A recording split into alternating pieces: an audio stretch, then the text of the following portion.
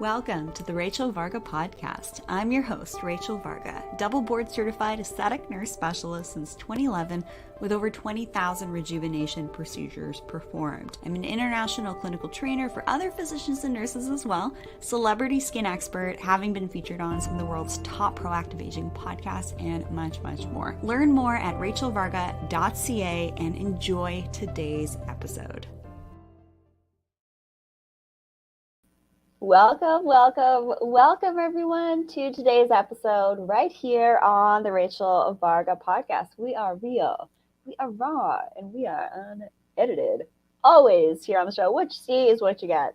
And in today's show, we are discussing how to show up as our most beautiful and radiant selves in our personal and professional lives. We're going to talk about communication with a fantastic returning guest who is an expert on this topic. And if you've been listening to the show, you know that I've been conveying messages of the importance of using micro expressions and being cool, calm, and collected, being and moving through life from the heart space, living a life of purpose, and all of that good stuff. So let me tell you a little bit about Stacey, Hanke. And again, she's been on the show before. She's actually a client and all sorts of beautiful things. We're going to be talking a little bit about skin and hair tips as well in today's show. Stacey Hanke was inducted into the National Speakers Association, CPAE Speaker Hall of Fame in 2022. Big congrats to you, Stacey, on that achievement. She is one of less than 200 members in the world who hold this designation that is a representation of her body of work in the speaking profession to the clients she has served for over 20 years. She is the author of the book, Influence Redefined, which I do have a copy of. Thank you, Stacey. Be the leader you were meant to be, Monday to Monday, and founder of Stacey Hanke Incorporated. She has trained and presented to thousands to rid business leaders of bad body language habits and to choose words wisely in the financial industry, to the healthcare industry, to government, and everyone in between.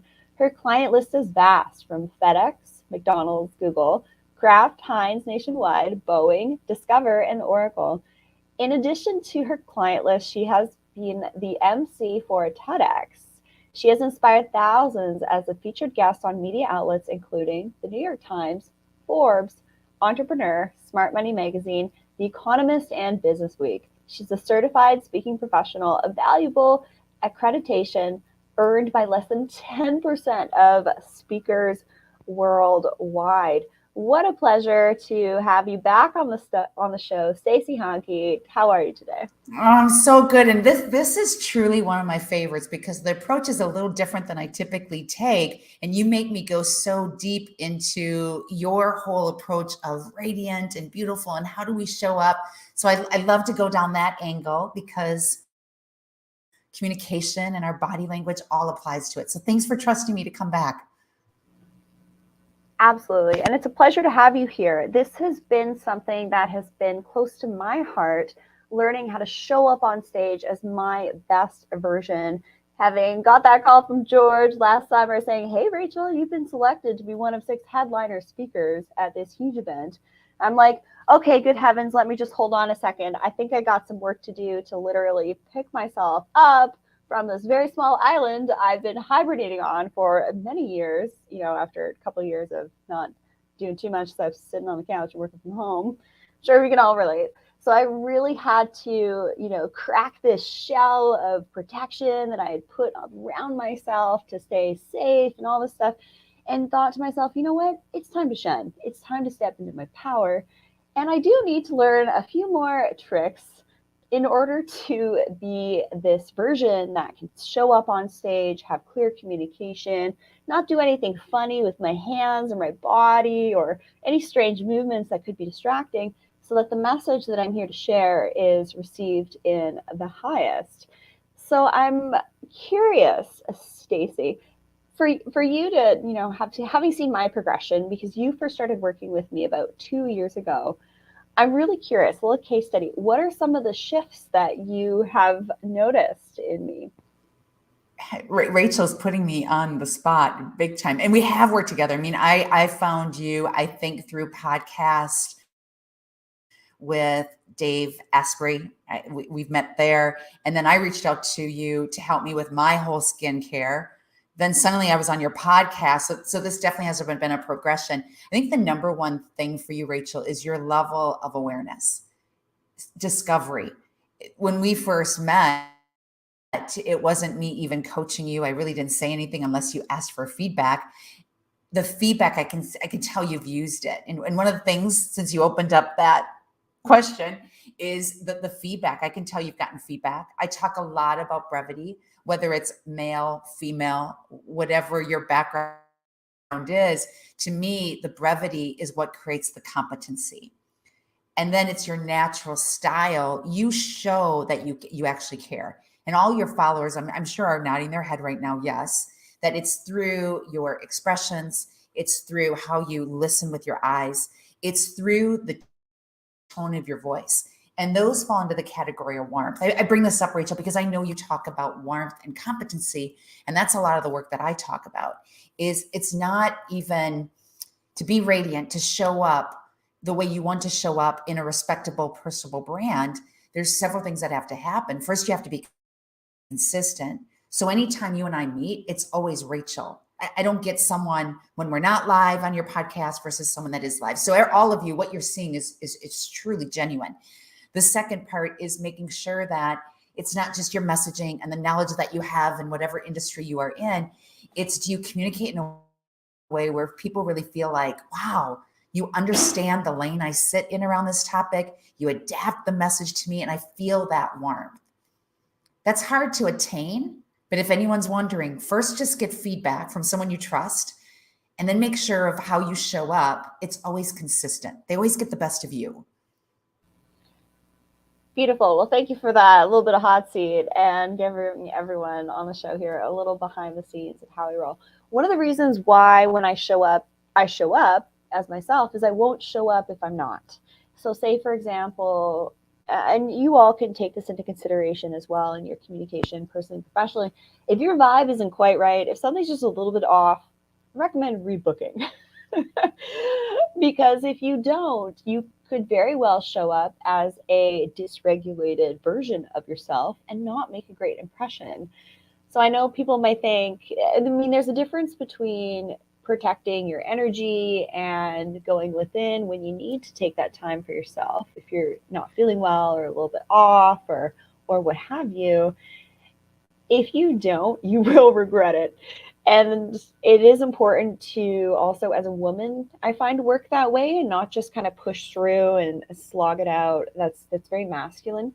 And women, we go by rhythms and cycles. So just be aware of what your rhythms and cycles are.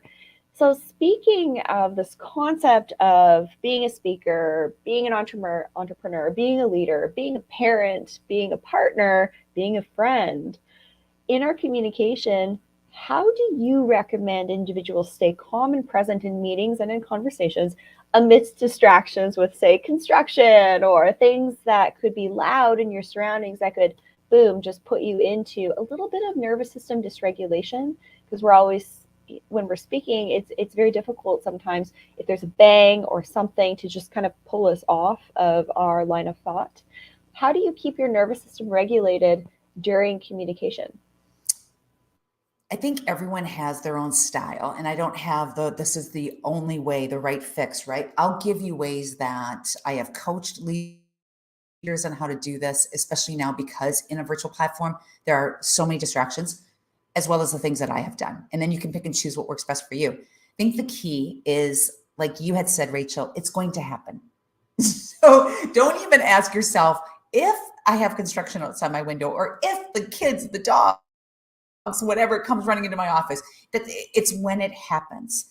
I think the key is something, a real basic common sense step that you reminded me before we went live here, is first shut off the distractions. Anything that you've got control over physically, your phone, your email, shut the window, turn off the ceiling fan, take the control of that.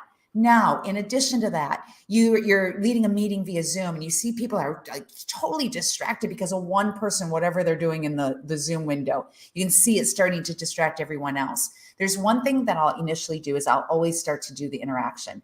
I want to change the voice that they're hearing.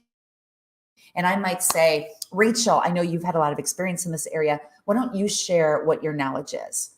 I start to call people out. I ask them to interact in some shape or form.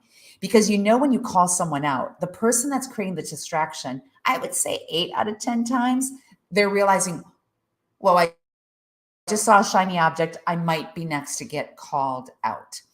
Is it something that mentally I always have a post-it note in front of me, and it'll be just a friendly reminder based on my energy that morning or how I feel that day, is take a breath, focus on your listener. Whatever the trigger post, I mean, if you saw my view in front of me right now, there's a lot of post-it notes.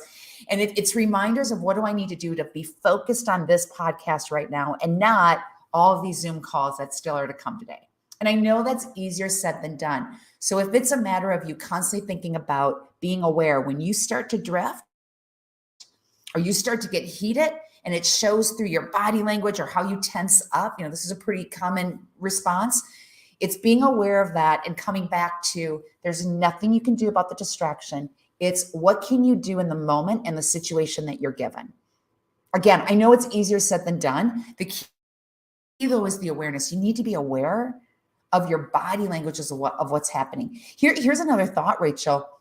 If you're in a situation where distractions tend to happen for whatever reason, start recording yourself on your phone. No one can see you're doing it, right? You just put it below the Zoom camera.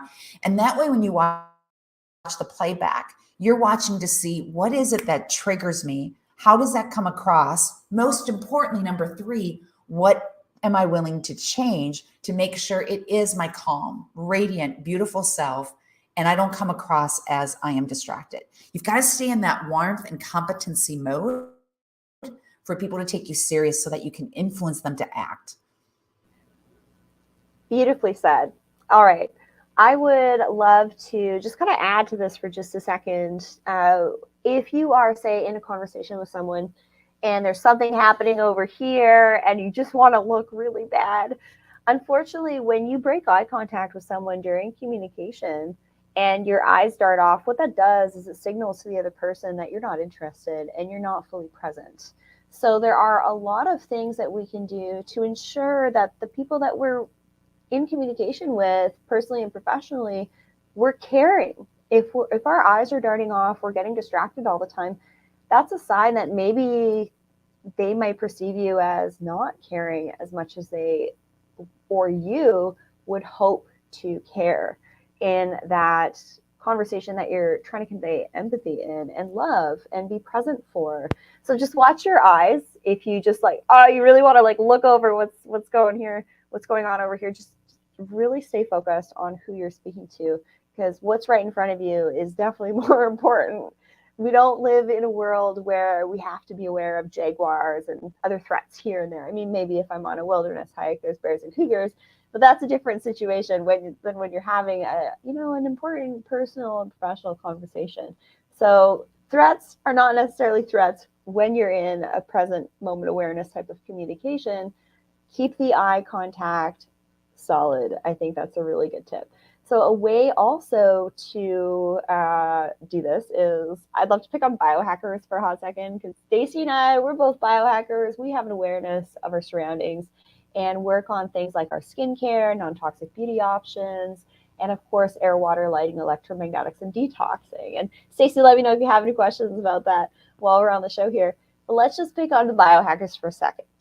What are your thoughts when you're speaking to someone who wears a smartwatch or checks their phone mid-conversation? I want to play off of what you said about the eye connection. I call it eye connection versus contact. I just take it up one notch.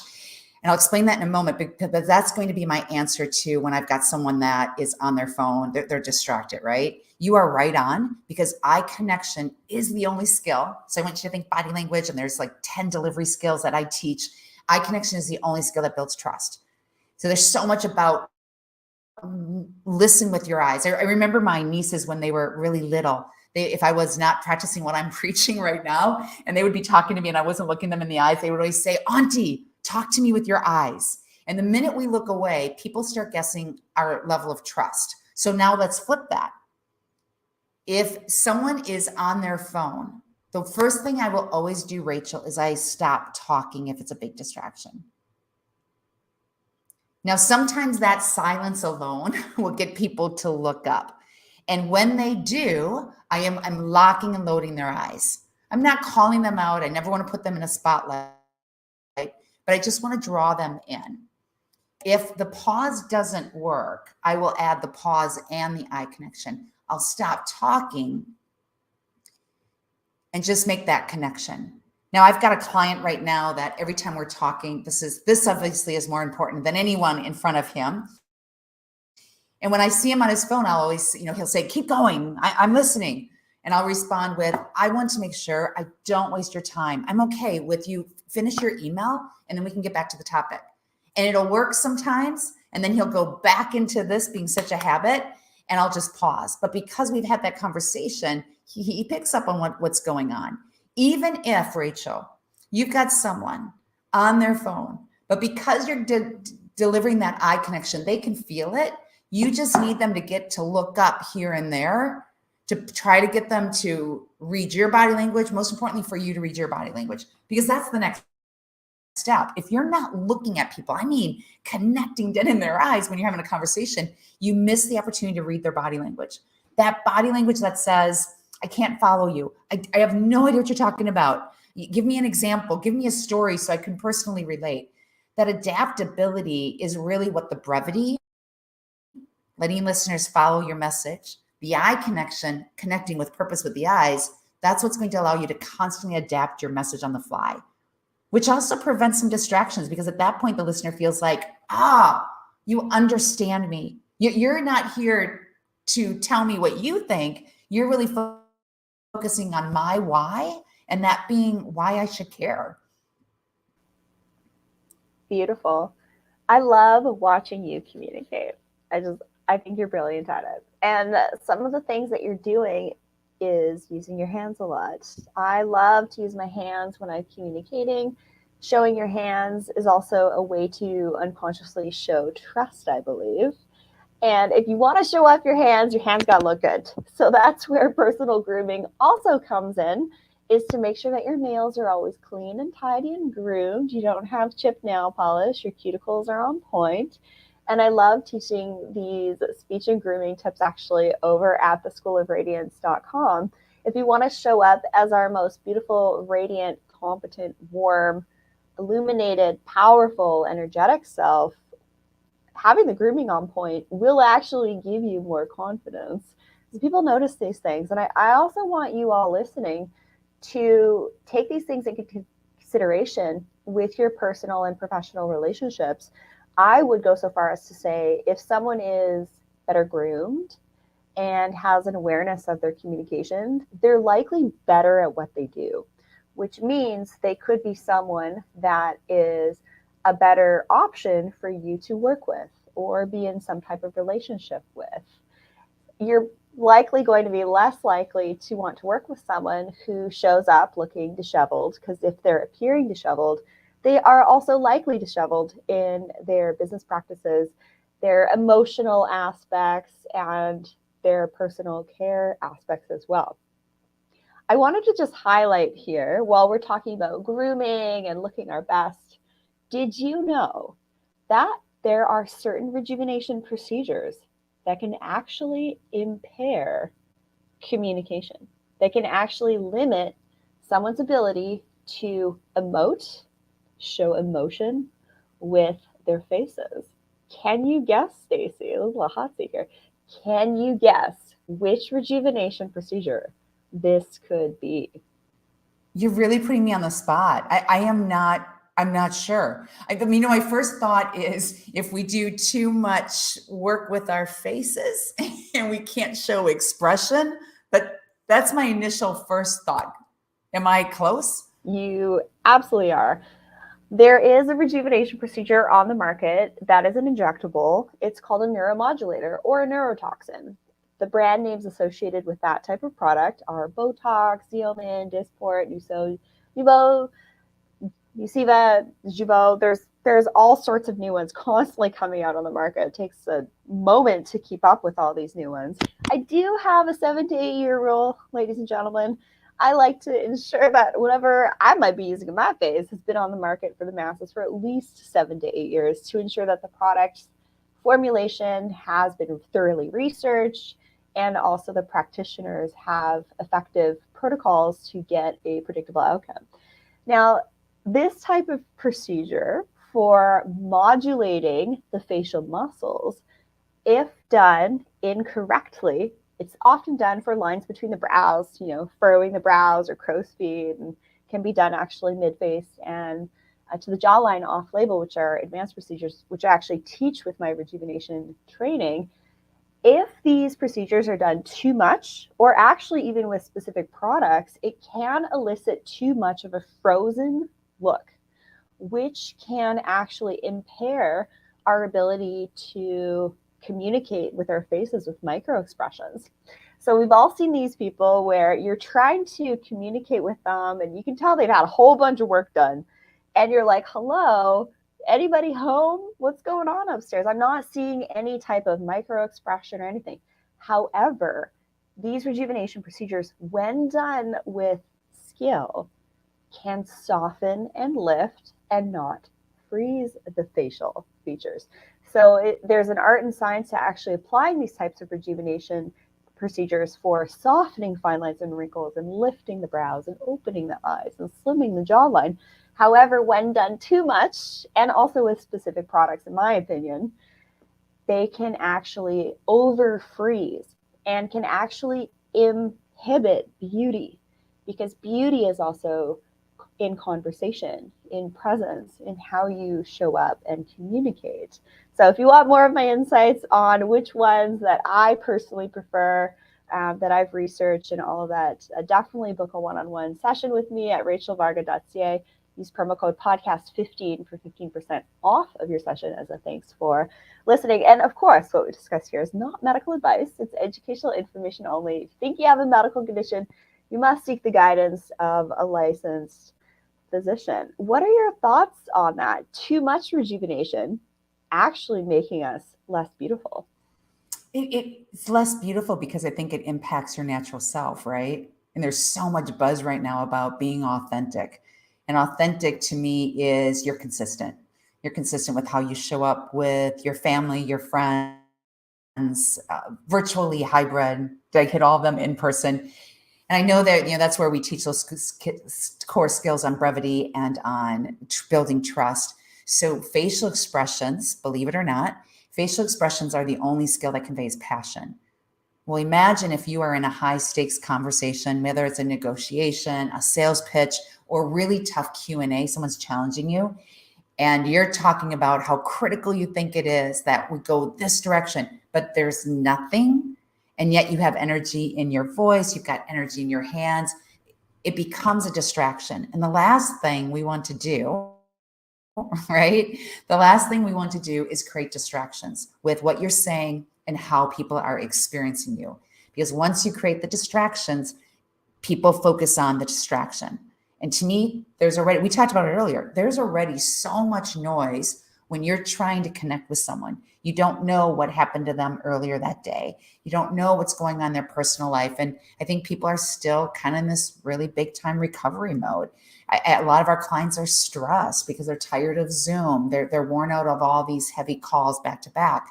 Then you add on, you show up and people are like, whoa, well, that doesn't look like your picture. That's one of the biggest pieces of positive feedback I'll receive when I show up at the events I present at. Sometimes my clients will say to me, wow, you look like your picture. Or I'll show up here and they'll say, you look like your picture. So to me, when you're talking about rejuvenation, we don't want to destroy who you are. I get it. I do it too, right? I learned from the best here, Rachel. I want to be vibrant. I want to be beautiful, but I don't want people to guess who I really am. Right. Yeah, this is a bit of a tricky topic. It's like too much of a good thing is not so much of a good thing. So when it comes to rejuvenation, it's all about a balance and having it applied in a more natural looking way. So just because you show up to a rejuvenation provider asking for a specific product or, treatment between the brows, right? doesn't mean that you're going to get the same thing from one provider to the next. There's so many nuances, how it's placed, how much is used, and other surrounding areas, and the product itself, actually. Some products on the market that are neuromodulators are almost what I would describe as like a firm hold hairspray, right?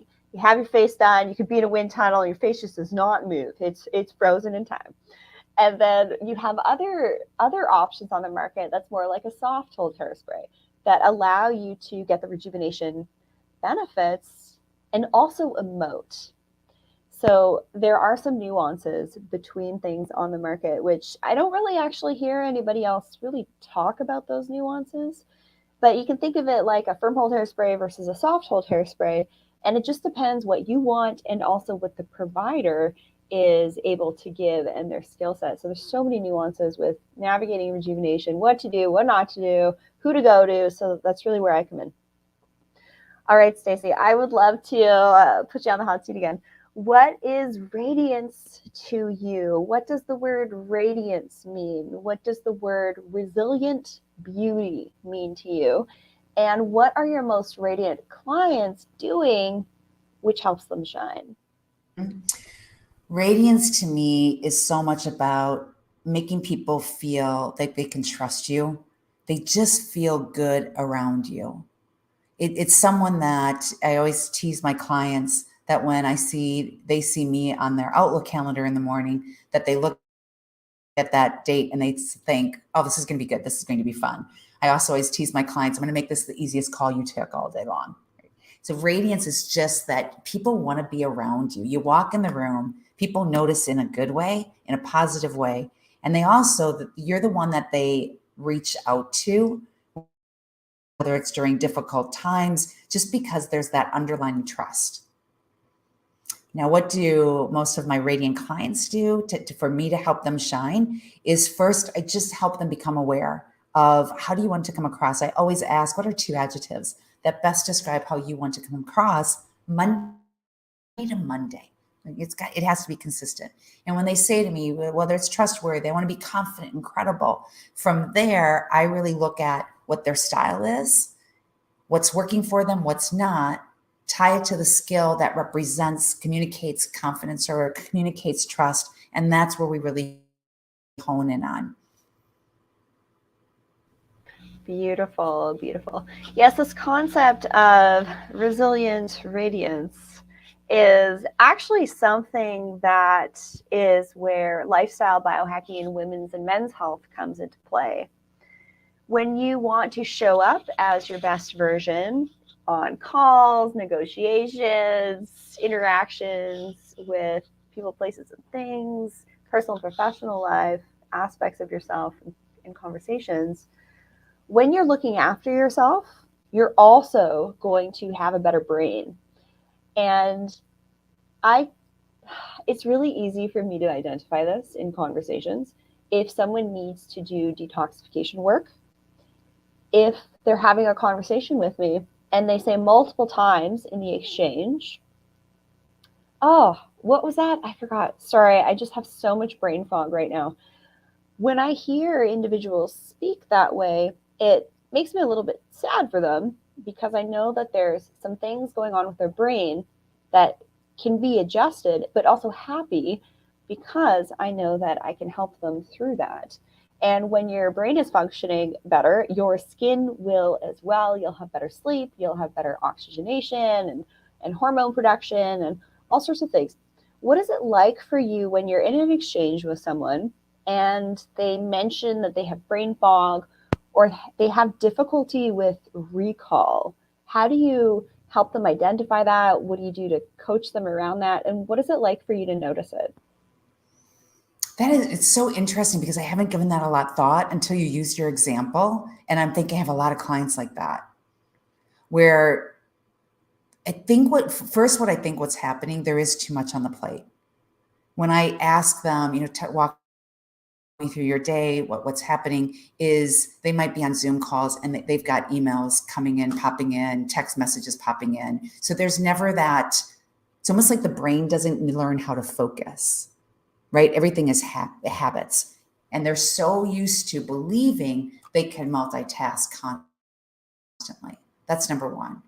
Then number two, we really start looking at what control do you have over your calendar? Now I keep you, because most of my clients, it's all corporate, right? It's mostly corporate leaders that I work with and mentor.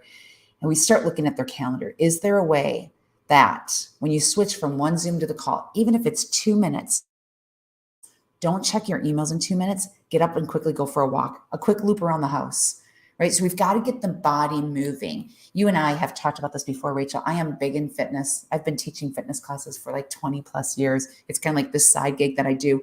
But I've always believed that if I don't take care of myself, there's no way I can take care of my team, my family, my friends, my clients. And since influence is my main focus of what I teach, to me, if you're not healthy, there's no way you can consistently show up the best that you can show up, nor can you consistently have influence. And I know that's a fine line. I'm not telling people you got to work out. I'm telling people, take a really close look at yourself this month. And what are the things that you need to take care of, whether it is your skin, whether it's more inner beauty? Because if that core is not there, communication, it's all about focus. It's going to be hard to accomplish that. Yes, I would go a step further when I'm in conversation with individuals and then I kind of dig deeper and ask specific questions. There's usually two main reasons for brain fog. One of them is they're toxic and they need to do some cleanses to get these toxins out of their brains so that their neurotransmitters can fire appropriately and that they sleep better. And number two, their electromagnetics are too high around them. So their nervous system is dysregulated and their blood isn't flowing adequately to supply blood flow to their brain. So those are the two main things, toxins and radiation. So when you mentioned getting outside and going for a walk, that's brilliant. Take a break from the house, get outside, be around fewer electromagnetics, and allow your body to ground. Even just put your feet on the ground for a few minutes. Ideally about 30 to 40 minutes a day to really allow your blood and your body, your electromagnetics to ground. Everything else will feel better. That's actually more effective in my opinion and experience, than downing another 1 or 2 cups of coffee or taking an energy drink. Just simply go outside and ground. It's free, and that's a great way to just take yourself out of the house. Say you had a tough call, tough exchange, whatever. You're just not feeling your best. You're kind of tired. Get outside, ground, come back. You're going to be ready to rock and roll. And when you do that, let me know how it goes. Send me an email, info@rachelvarga.ca. All right, we are going to wrap up here shortly. I just wanted to ask you, Stacey, do you have any hair and beauty questions for me? Well, how much time do you have? Of course I do. You know, the hair question is always, how do I keep my hair? The hair piece is, what is like the health? Because I read so much, I hear so much, and I get so many different responses. But that's like the very first question is, as we get older, correct? And you start to experience hair loss, it is that big question of what's the best thing I can do? The non-toxic, safest way is the key. And that's also the number two question. That's also the tie-in with beauty is I'm always looking for what's the best brand that still works, does what I want it to do, but it's not loaded with toxins. And it can create as clean of brands in my life as possible. All right, well, ask you shall receive. So, when it comes to hair, what I can suggest is to actually always use a hair growth stimulating product. I myself experienced a little bit of hair loss to my edges just from the stress over the last couple of years. Our lives got thrown upside down, right? In a really short order, which, is really unfortunate. And anyways, that's a whole other topic. However, using hair care products that have different actives to constantly stimulate hair growth are a really good idea. So you can shop, rest assured, over at my e-store. Link is in the description of this episode on some of my hair growth stimulating products. There's an advanced thinning shampoo, conditioner, formula. There's a once a week spray that you can simply spray on the scalp after cleansing. There's also a root cleansing shampoo. on the e-store as well. And these are all products that are pre-vetted by me, free of parabens, phthalates, sulfates, artificial dyes, fragrances. I use them myself. And the funny thing is that this specific product, it's actually really inexpensive, and the formulation's from like the 1970s. So it's a lot less toxic than what you're going to be getting at the pharmacy, and it works. When I get my hair done, the hairstylists tell me I have the thickest hair they've ever seen in anybody. So when it comes to having fuller hair, using hair stimulating products that are clean, giving that scalp a really good root cleanse to get rid of any buildup, and also using different hair oils. So you'll find a Hallelujah hair oil on the e-store, some other hair oils as well. And I do recommend in the morning and evening paying attention to your hair care routine and actually incorporating your hair care routine as part of your skincare routine. So every evening, what do? I put a little bit of hair oil on my scalp, in my locks. I gently brush it out from bottom to top, and then what I do is I actually twist my hair around a foamy thing, and I do this tutorial in my skin camp programs. All of my tutorials are in my skin camp programs. And there's also hair paste, there's non-toxic hairsprays, there's hair mousses, there's shampoos and conditioner for dry hair, colored hair, sensitive scalp. And you too can wake up with a Victoria's Secret-esque curls like this without having to use a curling iron. I haven't curled my hair in goodness knows how long. And then there's also this fantastic styling paste. It's the Star Shaper that is great for taking care of those little flyaways and give a nice smooth look without weighing things down. It's fantastic. So you can shop rest assured on my e-store over at rachelvarga.ca. The link is in this episode. To find my pre-vetted brands, there's about 15 different brands on there. And I don't love everything from every brand I sell. So the e-store is basically the distilled down, non-toxic, best options for hair, skin, nails, supplements, dermal rollers, everything. So the long and short, the quick and dirty answer to your question is look after your hair like you look after your skin, morning and night. And it's a huge time saver. Wrapping your hair up the night before going to bed, and then you wake up, you unravel it. I actually did a sauna right before this too. And you're just like, you're good to go. I literally get ready in 15 minutes with my hair and makeup every single morning. My morning routine to get camera ready is literally 15 minutes. Do you have any questions about that, Stacey? Oh, you have just become my favorite. You were my favorite before, but now you're even more of my favorite. I love it because I trust I've gotten so much product from you. And I love the fact that you literally do the research. And now in the day and age, and we talk about detoxing, that's the last thing I want to be doing is putting chemicals on my skin or in my hair. So I will go there. I'm going to be there this afternoon on that e-store. So thank you. Perfect. And also, happy to announce free shipping and no customs on UK orders. Awesome. Thank you so much. Stacey, do you have any closing words for our very fun and interactive second interview right here on the Rachel Varga podcast? You know, I think that there's so much always at the beginning of the year of all these resolutions and goals, and everything I read by January 15th, only 1% still have their goal, which means half of us don't even have the goal anymore. But based on when this is being filmed, do good enough goals is what I refer to. So I'm a big believer in, yes, I set my full year goals, but then I set quarter goals, and then I set 30-day goals.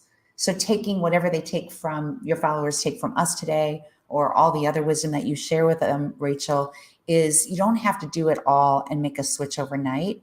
Take the small steps. But what really is important is the small, consistent steps that you make every day, that before long, 30 days are gone and you measure backwards, look at everything you've accomplished in 30 days. That's that confidence. That's what gives you that continuous resilience to now take on the next 30. Wonderful. Stacey, I would love for you to share with everyone how they can find you, how they can work with you. Your books, your works have helped me tremendously as well. Yes, Stacey Hanke is one of those individuals that I have spent time learning from as well to allow me to show up in my highest purpose, in the highest way, look great, feel good, be clear and confident in the process. So, Stacey, where can people find you, hang out with you, and learn more about how you can help them on stage as well? And that's exactly what we want to be. We want to be a resource. So if you go to the website, which you see on your screen right now, we are all over social media. We're there daily to throw out a resource, to be your partner, your accountability partner, call it that, from afar. And that's where you'll find everything that we're doing that's focusing around communication. Anything that's new is pumped out there to help you from afar. Beautiful. Well, thank you so much for taking the time to be here on the Rachel Varga podcast for the second time. I'm sure after we conclude this recording, I'll be able to answer some additional questions for you. I know you love to use your retinol, so I have some new insights and at home peel suggestions for you as well. So, thanks everyone for hanging out with Stacey and I on the Rachel Varga podcast. If you have any questions about how to work with Stacey and I, check out the description in this episode. Learn more over at rachelvarga.ca. Check out the e-store, book your one-on-one, register for Skin Camp. It's happening right now. Join in, catch the replays, tune in live. That's where all my tutorials are. And one-on-one consultations is for your customized at-home and in-clinic guidance. And of course, the School of Radiance is where you learn to put it all together and put the icing on top and literally step into your most beautiful, powerful, resilient, magnetic state. I teach people how to enter a room and have everyone notice them for all the right reasons in all the right ways. Thank you, Stacey, for being back on the show here, and we'll see you again very soon. Thank you.